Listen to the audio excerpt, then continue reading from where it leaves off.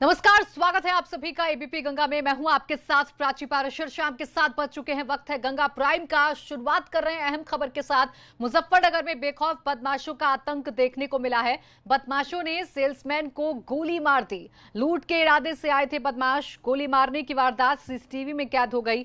Bike सवार 2 बदमाशों ने तमंचे से गोली मारी। सेल्समैन गंभीर हालत में मेरठ रेफर कर दिया गया है। बुढ़ाना कोतवाली क्षेत्र के जौला पेट्रोल पंप का ये पूरा मामला है। और देखिए, हम तस्वीरें भी आपको दिखा रहे हैं लगातार आपके टेलीविजन स्क्रीन पर। ये तस्वीरें हैं एक पेट्रोल पंप की। यहां पर बाइक सवार बदमाश आते हैं लूट के इरादे से, सेल्समैन को गोली मारते हैं और फिर मौके से फरार भी हो जाते हैं। कानून व्यवस्था का क्या हाल है उत्तर प्रदेश में, अब आप देख लीजिए, क्योंकि दिन ब दिन ऐसी घटनाएं सामने आ रही हैं जो ये बता रही हैं कि अब बदमाशों में खाकी का खौफ नहीं रहा है। तभी तो इस तरीके से खुलेआम वारदात को अंजाम दे रहे हैं बदमाश। फिलहाल घायल शख्स की हालत गंभीर बताई जा रही है और उसे मेरठ रेफर कर दिया गया है।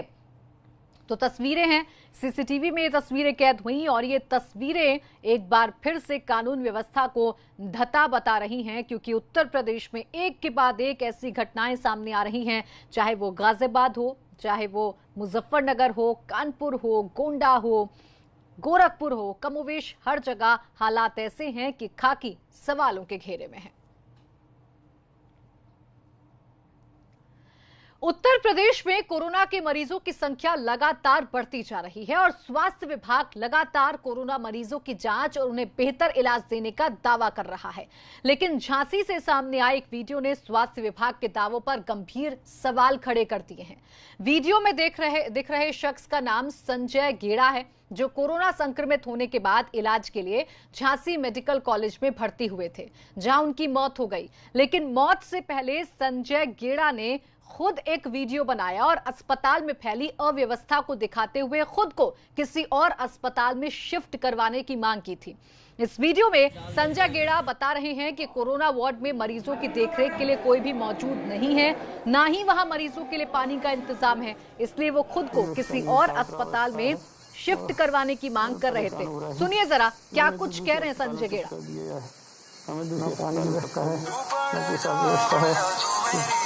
कोई व्यवस्था नहीं, चादरा व्यवस्था है और परेशान हो रहे हैं। नहीं है तो दूसरे अस्पताल में शिफ्ट कर दिया जाए, हमें दूसरे अस्पताल में शिफ्ट कर दिया जाए। यहाँ कोई केयर नहीं हो रही है, बहुत लापरवाही हो रही है, ध्यान दें। तो आपने सुना, ये कोरोना पेशेंट है। देखिए, बोला नहीं जा रहा है, बोलने में तकलीफ हो रही है, लेकिन फिर भी वीडियो बनाकर ये कोशिश की है संजय गेड़ा ने कि शायद उनको इलाज मिल जाए, शायद उनको बेहतर व्यवस्था मिल जाए, लेकिन ऐसा हो ना सका। मौत ने उनके दरवाजे पर दस्तक दे दी। परेशान हो रहे हैं, नहीं है तो दूसरे अस्पताल में शिफ्ट। और अगली खबर गाजियाबाद से, जहां एक स्कूल मालिक पर जानलेवा हमला हो गया, जिसकी सीसीटीवी तस्वीरें सामने आई हैं। घटना गाजियाबाद के मुरादनगर इलाके की है, जहां एक निजी स्कूल के मालिक पर पहले से घात लगाकर मौजूद कुछ लोगों ने हमला कर दिया।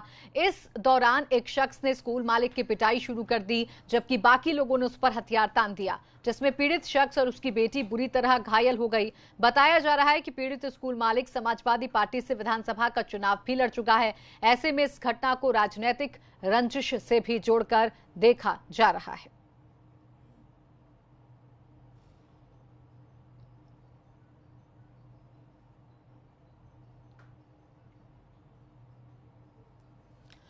तो देखिए, तस्वीरें हम आपको दिखा रहे हैं। निजी स्कूल का ये मालिक है जिस पर जानलेवा हमला किया जाता है। देखिए किस तरीके से सामने से आता हुआ एक शख्स निजी स्कूल के मालिक पर हमला बोल देता है। कोरोना काल में बड़ी तादाद में प्रवासियों के अपने गांव में लौट आने से संगम नदी प्रयागराज में दिनों जमीन जायदाद को लेकर विवाद काफी बढ़ गया है। ताजा मामला नवाबगंज थाना क्षेत्र के मुनौवर गांव का है, जहां पर आबादी के विवाद को लेकर लोगों ने परिवार की एक महिला की जमकर पिटाई कर दी। महिला की बेरहमी से पिटाई का वीडियो भी सोशल मीडिया पर तेजी से वायरल हो रहा है। 1 मिनट 21 सेकंड के इस वीडियो में एक महिला को लोग बुरी तरह से पीटते नजर आ रहे हैं। महिला बचने के लिए जोर जोर से चिल्ला रही है, लेकिन उसे कोई बचाने नहीं आता है। वीडियो देखकर ऐसा लग रहा है कि वीडियो बना रही पीड़ित महिला की लड़की है, जो उसे बचाने की गुहार लगा रही है और पुलिस को भी बुलाने की बात कर रही है। वहीं इस वायरल वीडियो का एसएसपी अभिषेक दीक्षित ने संज्ञान लिया है और मामले में जांच के आदेश भी दे दिए हैं। एसएसपी ने कहा है कि मामले में जांच रिपोर्ट के आधार पर दोषियों के खिलाफ कार्रवाई की जाएगी।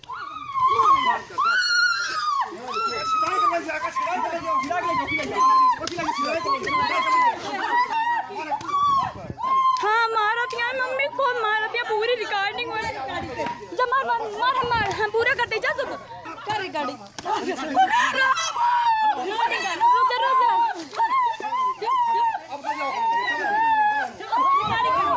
हेलो।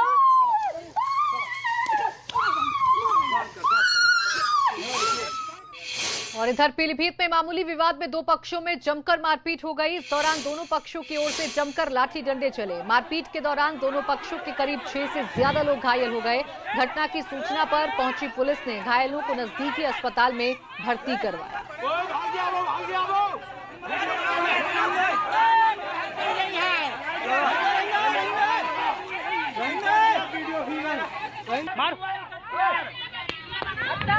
सुशांत राम बहुत बड़े बुरे हैं।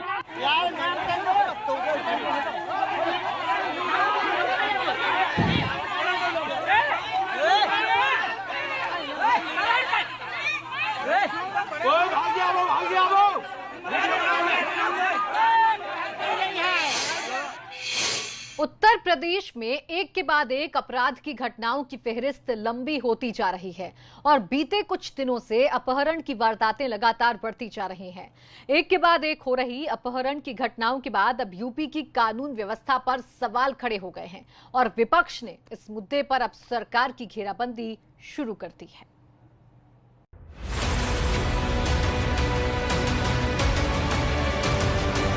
कानपुर में युवक के अपहरण और हत्या की वारदात के बाद यूपी पुलिस की वर्दी पर लगे दाग अभी हल्के भी नहीं हुए थे कि गोरखपुर में 14 साल के एक बच्चे के अपहरण के बाद उसकी हत्या की घटना ने एक बार फिर से पूरे प्रदेश की कानून व्यवस्था पर सवाल खड़े कर दिए हैं। गोरखपुर में छात्र का अपहरण करने वालों ने परिवार से 1 करोड़ रुपए की फिरौती मांगी थी और पुलिस के पहुंचने से पहले ही आरोपियों ने गला घोट बच्चे की हत्या कर दी। लेकिन इस घटना ने अब पूरे प्रदेश की कानून व्यवस्था को कटघरे में लाकर खड़ा कर दिया है।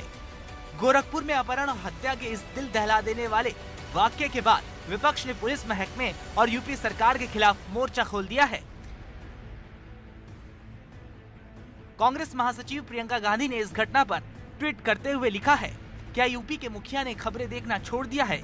क्या गृह विभाग में बैठे लोगों के सामने ये खबरें नहीं जाती? यूपी में हर दिन गुंडाराज के नए रिकॉर्ड बन रहे हैं। सीएम के गृह क्षेत्र में अपहरण की घटना घटी है, कासगंज में हत्याकांड, लेकिन दिखावे के लिए ट्रांसफर के अलावा और कुछ होता ही नहीं है। जंगल राज बढ़ता जा रहा है। 3 जुलाई को कानपुर के बिकरू कांड के बाद से ही यूपी पुलिस की कार्यशैली और अपराध नियंत्रण के दावे सवालों में हैं। लेकिन सिर्फ 1 महीने के आंकड़ों पर ही नजर डालें, ऐसा लगता है जैसे प्रदेश में अपराधी मानो बेलगाम हो चुके हैं। 22 जून को कानपुर में अपराधियों ने संजीत यादव नाम के युवक को अगवा कर लिया, जिसके लिए परिवार ने 30 लाख की फिरौती भी दी। लेकिन पैसे देने के बाद भी संजीत की हत्या हो गई। कानपुर में ही 5 जुलाई से अंकित दुबे नाम का युवक लापता है, लेकिन 23 दिन बाद भी उसका पता नहीं चल सका है। 24 जुलाई को गोंडा में 8 साल के बच्चे का अपहरण हो गया, लेकिन यहाँ पुलिस ने बच्चे को सकुशल बरामद कर लिया। 2 दिन बाद गोरखपुर 5वीं के छात्र का अपहरण हुआ, जिसके लिए 1 करोड़ रुपए की फिरौती मांगी गई थी, लेकिन अपराधियों ने बच्चे की हत्या कर दी। गोरखपुर में बच्चे के अपहरण और हत्या की वारदात पर समाजवादी पार्टी ने भी सरकार पर हमला बोल दिया है। पार्टी अध्यक्ष अखिलेश यादव ने अपने ट्वीट में लिखा है, गोरखपुर से अपहरण बच्चे की हत्या का समाचार बेहद दर्दनाक है और दुखद है। शोकाकुल परिवार के प्रति गहरी संवेदना। लगातार अपहरण और हत्याओं के बावजूद भी भाजपा सरकार का निर्लज मौन और निष्क्रियता प्रश्न चिन्ह के घेरे में है। उत्तर प्रदेश में तेजी से बढ़ते अपहरण और हत्या की वारदात के बाद सवाल ये पैदा हो गया है कि क्या तमाम सख्ती और एनकाउंटरों के बाद भी अपराधियों में कानून का इकबाल खत्म हो गया है और हर मामले में बड़े अफसरों के तबादले भर से ही प्रदेश की कानून व्यवस्था में सुधार आ जाएगा। Bureau report, ABP Ganga. और एक और बड़ी खबर, ड्रग्स माफिया को लेकर आगरा पहुंची पंजाब पुलिस। ड्रग्स कारोबार का सरगना है जितेंद्र उर्फ विक्की अरोड़ा। पंजाब पुलिस ने आगरा से उसे गिरफ्तार किया था। आगरा आकर विक्की अरोड़ा ने सबूत मिटाए थे। दोबारा सबूत इकट्ठा करने पहुंची है पंजाब पुलिस आगरा। तो बड़ी खबर आपको बता दें, पंजाब पुलिस ने आगरा से ड्रग्स तस्कर को गिरफ्तार किया था। दरअसल ड्रग्स तस्कर आगरा आया था और सबूत उसने मिटा दिए थे। अब दोबारा से सबूत इकट्ठा करने के लिए पंजाब पुलिस आरोपी को आगरा लेकर पहुंची है। तो ड्रग्स माफिया को लेकर आगरा पहुंची है पंजाब पुलिस।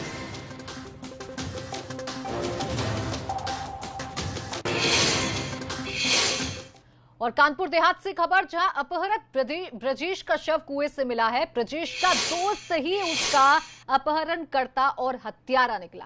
पुलिस ने शक के आधार पर दोस्त से पूछताछ की थी। दोस्त ने अपहरण और हत्या की बात कबूल कर ली। मांग पूरी नहीं होने पर ब्रजेश की हत्या की गई।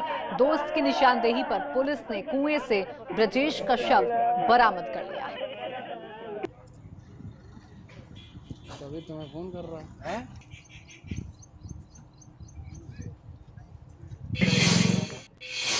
और अब खबर आगरा से, जहां 2 दिन से लापता किशोर का शव तालाब में मिलने से सनसनी फैल गई। घटना की सूचना पर इलाके की पुलिस मौके पर पहुंची। पुलिस ने छानबीन शुरू कर दी है और किशोर की शिनाख्त शहजादी मंडी रहने वाले फरमान के रूप में की गई है। घटना की सूचना परिजनों को दी गई तो परिजनों में किशोर की मौत का समाचार सुनकर कोहराम मच गया। मौके पर पहुंचे मृतक के पिता निसार का कहना था कि किशोर पिछले 2 दिन से लापता था।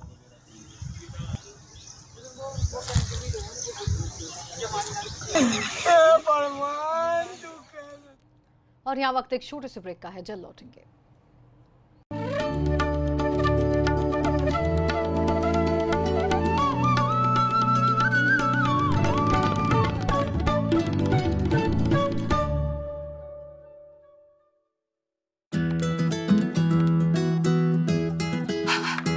बदबू का खौफ कभी नहीं, क्योंकि अब आया है महकती ताजगी भरा वीको का सौंफ। वीको वज्रदंती, अब सौंफ फ्लेवर भी। वीको वज्रदंती। दवा इंडिया आई है। यहाँ पर हाई क्वालिटी जेनेरिक दवाइयाँ मिलती हैं, जिनका दाम ब्रांडेड दवाइयों से बहुत कम होता है। जेनेरिक दवा के लिए सिर्फ दवा इंडिया।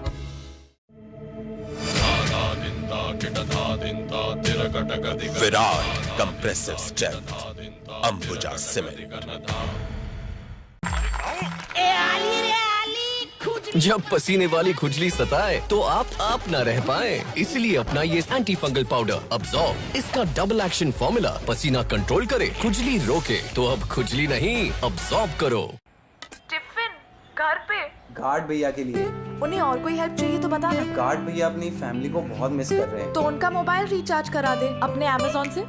कुछ जरूरी, कुछ हम सबकी जिम्मेदारी। रिचार्ज और बिल पेमेंट के लिए है अमेज़न। सच्चाई और अच्छाई से सच्ची चीज बनाते हैं, चेहरों की खुशियों से रोशन हो जाते हैं। भारत से है हम। 1983 से आत्मनिर्भर भारत के लिए संकल्पित है ज्योति लैब्स। गेल उत्कर्ष सुपर 100 उत्तर प्रदेश और उत्तराखंड के मेधावी एवं निम्न आय वर्ग के छात्रों के लिए इंजीनियरिंग प्रवेश परीक्षा हेतु 11 महीने की निःशुल्क आवासीय कोचिंग। ऑनलाइन परीक्षा के लिए रजिस्टर करें www.csrlopentest.in। अधिक जानकारी के लिए कॉल या व्हाट्सएप करें 7987749483 7355520443। सियासत हो या आपका सरोकार, मौसम का मिजाज हो या कारोबार, यूपी में हफ्ते भर की हर हलचल। माहौल क्या है? शनिवार रात 8 बजे। प्रेजेंटेड बाय डाबर दंत रक्षक से दिन की शुरुआत तो आयुष्मान दांत। पावर्ड बाय मगन रस्क, खाओ मगन रहो मगन। बाल and hair oil and shampoo इस्तेमाल करें और फर्क देखें। Co powered by Kisan green paradise Lucknow. Unlock offer मात्र 451 रुपए पर स्क्वायर फीट। बुक करें और साथ ही पाएं निश्चित उपहार। नंदी चोकर युक्त आटा, नंदी नाम विश्वास का।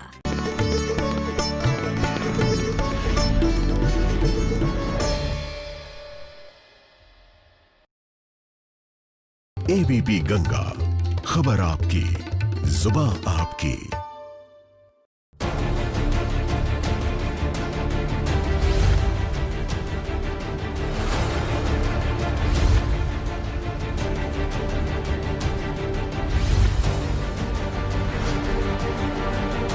देखिए राजनीति राजेंद्र देव के साथ।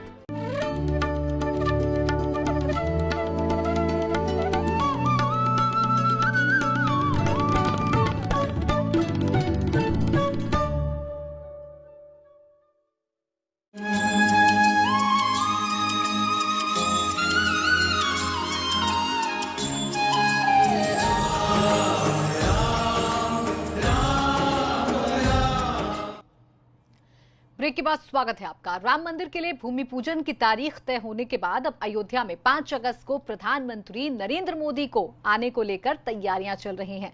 लेकिन अब प्रधानमंत्री के खुद अयोध्या जाने का विरोध भी किया जा रहा है और इसके लिए संविधान का सहारा लिया जा रहा है। प्रधानमंत्री के अयोध्या जाने पर किसे है आपत्ति, इस रिपोर्ट में देखिए।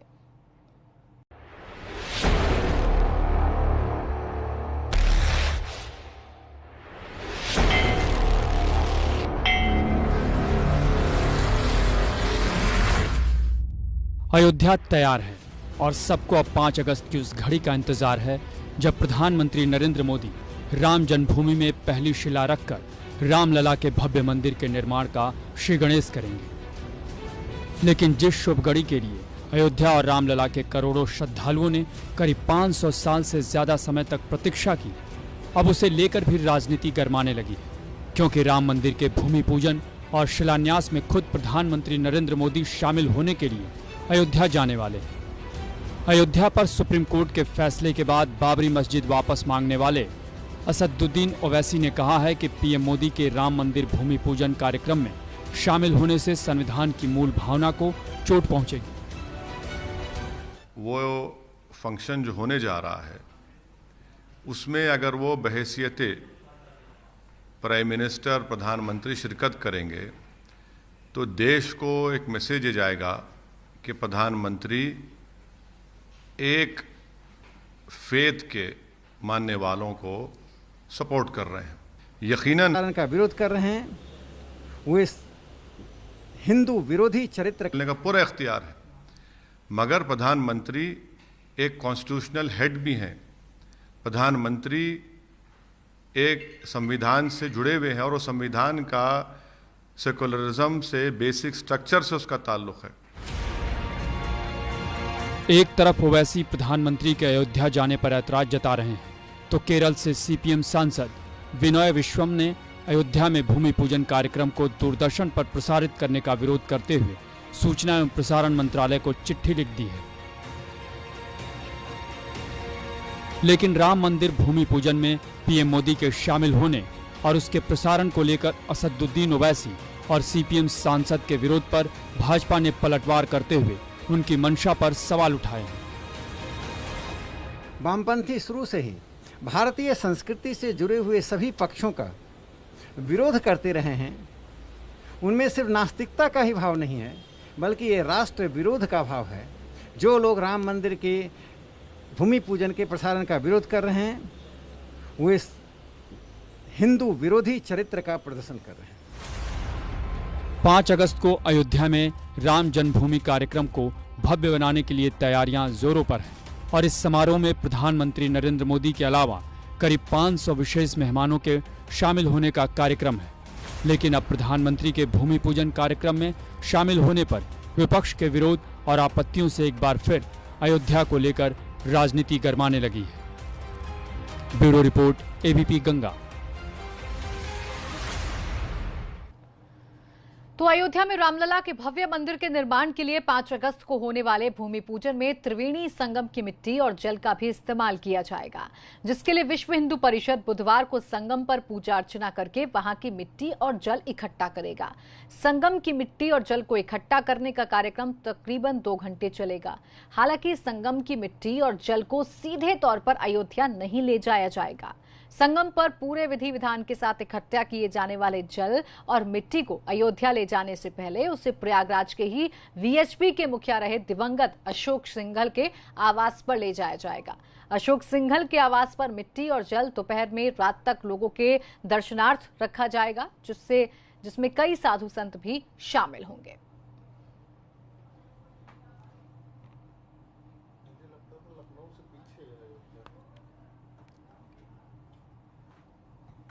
दरअसल जब संगम का जल, संगम की मिट्टी प्रयागराज के से इकट्ठा की जाएगी तो अयोध्या भेजने से पहले उसको इसी जगह लाया जाएगा। आपको एक बार फिर से दिखाना चाहते हैं कि कार्यक्रम की तैयारियां जोर शोर से चल रही हैं। हालांकि बारिश की वजह से थोड़ा व्यवधान आ रहा है, तो एक तरीके से ये श्रद्धांजलि देने जैसा होगा कि अशोक सिंघल, जिन्होंने राम मंदिर आंदोलन की अगुवाई की, अब बरसों पुराना सपना साकार होने जा रहा है। तो ऐसे मौके पर अशोक सिंघल और उनकी तरह की तमाम शख्सियतों को याद किया जाए, उनको नमन किया जाए, ताकि उनका जो बलिदान है, जो त्याग है, वो भी राम मंदिर के आंदोलन से, उसके इतिहास से जुड़ सके। कैमरामैन रोहित श्रीवास्तव के साथ मोहम्मद मोइन, एबीपी गंगा, प्रयागराज।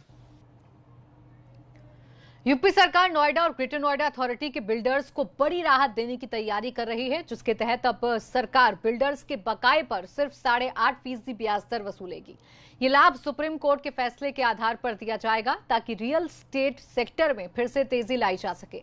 हालांकि घर खरीदारों का कहना है कि बिल्डर्स के साथ साथ सरकार को बायर्स को भी इसका लाभ देना चाहिए।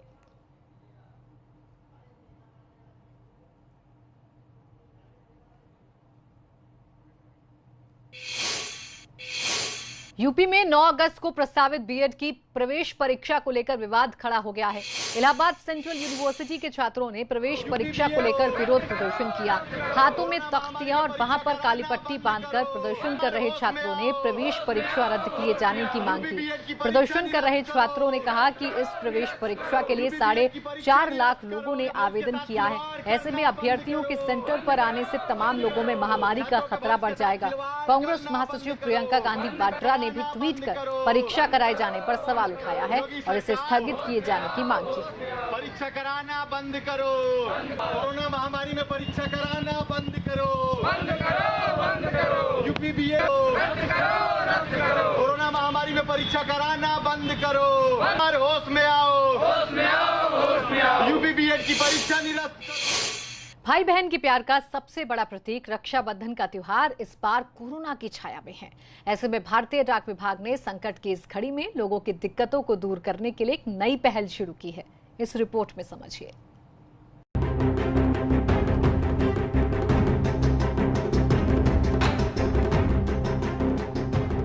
कोरोना ने जीवन शैली ही बदल दिया है और उसका असर पर्व त्योहारों पर भी देखने को मिल रहा है।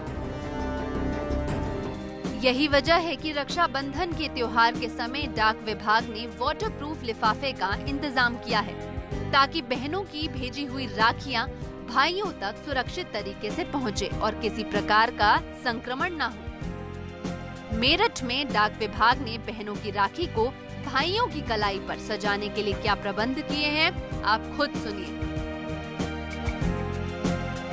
हाँ, इससे कोरोना मतलब जो राखी है इसके अंदर ये सेफ रहेगी, जहाँ भी जाएगी वहाँ कोरोना से बचाव होगा और इससे जो है कोरोना से दूर रहेगा। जो भी है मतलब आप भी सेफ और आपके परिवार के परिवार भी सेफ है और मतलब जो जहाँ जाएगी रिश्तेदार ये भी सेफ रहेंगे।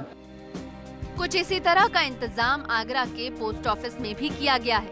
भारतीय डाक विभाग ने बेहद आकर्षक रक्षा सूत्र आवरण तैयार किया है।